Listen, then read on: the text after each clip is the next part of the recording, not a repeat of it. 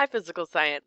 Last time we met, we were talking about waves in the context of sound. So what I'd like to do now is finish our unit on waves in the context of light and go into a little bit about waves in earth science, and then move on to the main ideas that we were going to cover in the rest of the year that are going to be most applicable to chemistry or other science classes you take in the future. So I'm going to be going over topics and giving assignments, but none of the work is graded.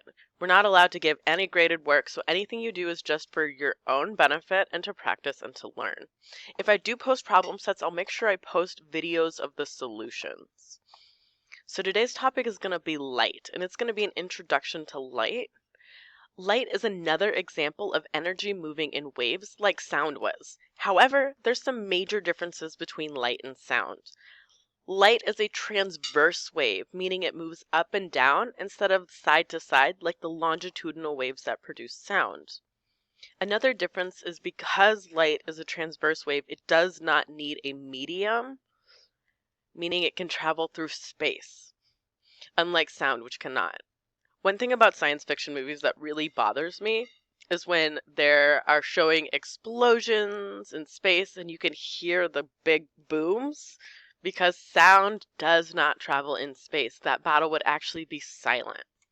I'm not going to talk any more about light today, but I'll post a video in the comments that you can watch as an introduction.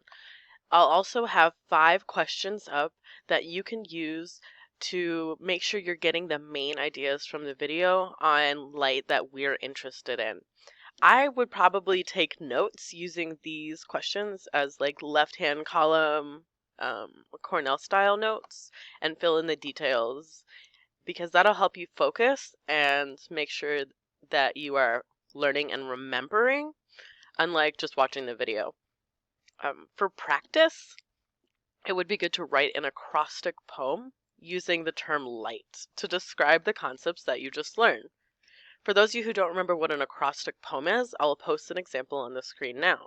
Here's an example of an acrostic poem recently published on Twitter by the Wu-Tang Clan, reminding people how to stay safe from the coronavirus.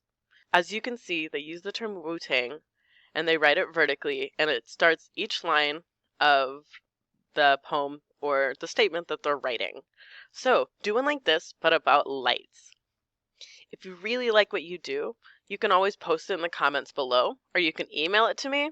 Reminder, none of this work is graded, so you don't have to send it in for a grade. It's just if you do something that you want to share. If you have any questions or comments, you can always post them below or email me at my school address, vhohenstein@nkschools.org. I hope you're staying home and you're staying safe, and when all of this is over, I hope to see you all again in room 149 soon. Bye, physical science.